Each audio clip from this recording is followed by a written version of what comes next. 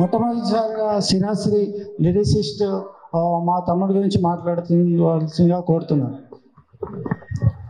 నమస్కారం అండి ఆహుతులందరికీ, మీడియా వారికి, అలాగే వేదిక మీద ఉన్నటువంటి పెద్దలకి, బీసీ సంక్షేమ నాయకులు శ్రీ కృష్ణయ్య గారికి, అలాగే మాజీ ఓఎస్డి శ్రీ బద్రీనాథ్ గారికి, కవి ప్రవీణ్ శ్రీ గారికి, నటులు అభి గారికి అందరికీ స్వాగతం చెబుతూ, శ్రీలేఖలు ఈ సంకలనం అంటే కంటే ఇది సంపుటి, అంటే ఒకే కవి రాసినటువంటి ప్రేమ కవితలు ఇవన్నీ కూడా చాలా సందర్భోచితంగా ప్రేమికుల రోజు ఈరోజు ఫిబ్రవరి 14న దీని ఆవిష్కరణ జరుగుతోంది.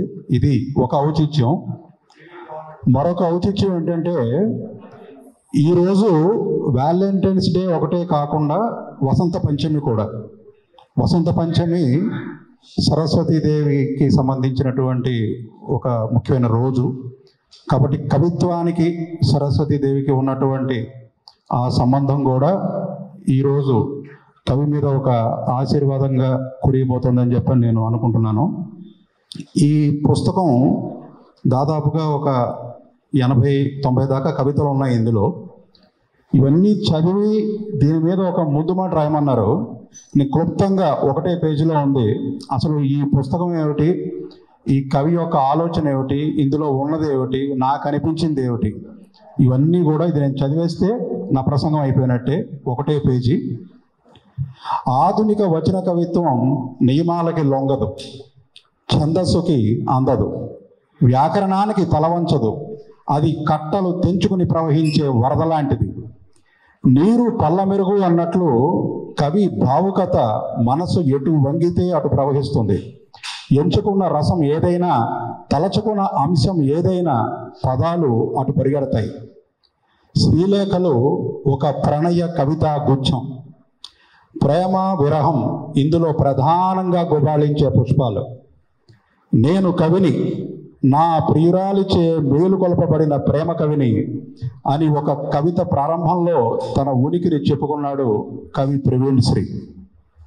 సున్నితత్వం, మృదుత్వం లేని హృదయంలో ప్రణయ కవిత్వం మొలకెత్తడం కష్టం.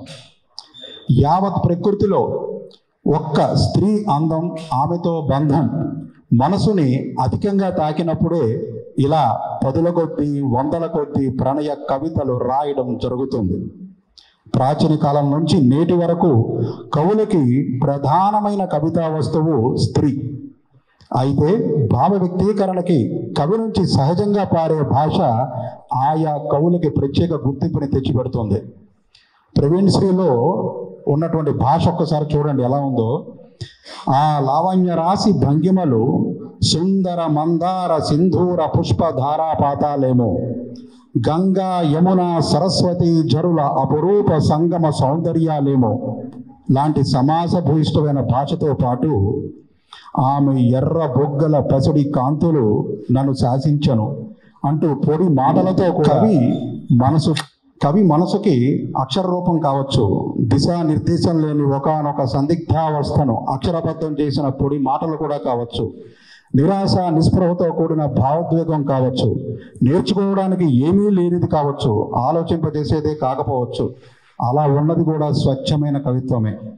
ప్రవీణ్ శ్రీ గారిలో నేను చూసింది ఏ ఫిల్టర్ లేని మనసులో ఆయనకి ప్రేమ మీద ఏది అనిపిస్తే అది ఆయన అక్షరబద్ధం చేసి కవిత్వంగా రాసుకుంటూ వెళ్ళారు. ఈ శ్రీలేఖలు ఒక సోపానమై ప్రవీణ్ శ్రీ మరిన్ని కవితలు రాయాలని, మరిన్ని కవితా సంపుటులు వెలువరించాలని, తెలుగు భాషా సేద్యం ఈ రకంగా చేస్తూ ఉండాలని మనసారా కోరుకుంటూ ఈ అవకాశం ఇచ్చినటువంటి ప్రతి ఒక్కరికి సెలవు.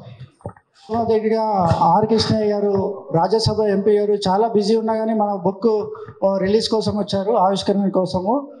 సార్ చాలా ధన్యవాదాలు సార్.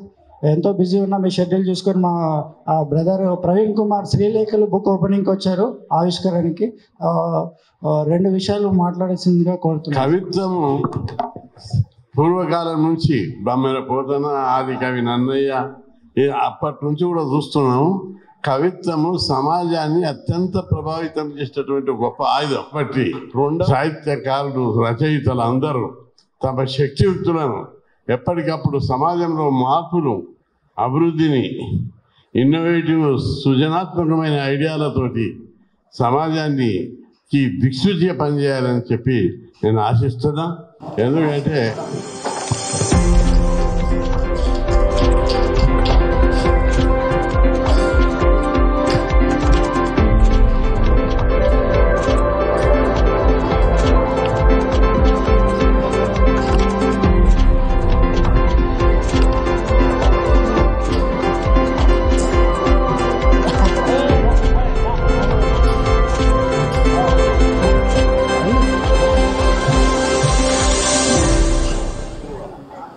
మా ప్రవీణ్ శ్రీ గారికి తన కళా హృదయాన్ని ప్రపంచానికి చిన్న పుస్తకం ద్వారా తెలియజేసి, ఉదయం ఆఫీస్లో పంచ్, మధ్యాహ్నం క్యాంటీన్లో లంచ్, సాయంత్రం ఇంటి దగ్గర లాంచ్ అని ఉరుకుల పరుగుల జీవితానికి ఈ కవితా సంపుటి వాళ్లకు మనో వికాసానికి, మనో ఉల్లాసానికి తోడ్పడుతూ ఉంది. అందుకు ఈ రచయిత ప్రవీణ్ శ్రీ గారికి థ్యాంక్స్ తెలియజేస్తూ, అభివాదనశీలస్య నిత్యం వృద్ధోపసేవినం చిత్వారి తస్య వర్ధంతే ఆయుర్విద్య యశోబలం.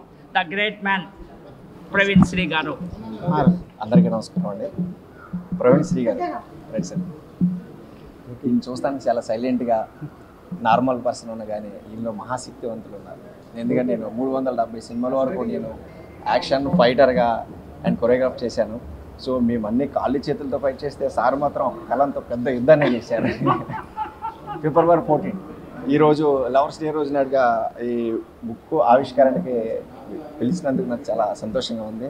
సో ఇది చాలా మ్యాటర్ అండి, మామూలు విషయం కాదు. ఎందుకంటే ప్రేమ అనేది మన అన్ని జీవితాల్లోని అందరూ ఎదుర్కొన్నదే. ఇలాంటి బుక్కులు ఎన్నో ఈయన ఇంకా ఎన్నెన్నో రాసి మంచి పొజిషన్లోకి రావాలని మనస్ఫూర్తిగా కోరుకుంటున్నాను. Thank you.